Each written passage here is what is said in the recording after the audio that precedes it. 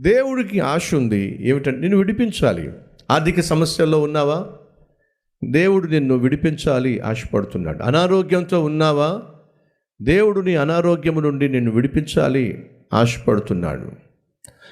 అపాయంలో ఉన్నావా? దేవుడు నిన్ను ఆ అపాయం నుండి విడిపించాలని ఆశపడుతున్నాడు. ఆపదల్లో ఉన్నావా? ఆపదల నుండి దేవుడు నిన్ను విడిపించాలి ఆశపడుతున్నాడు. అష్ట కష్టాలు గుండా వెళుతున్నావా? దేవుడు నిన్ను విడిపించాలి ఆశపడుతున్నాడు. ప్రియ సహోదరి వింటున్నావా?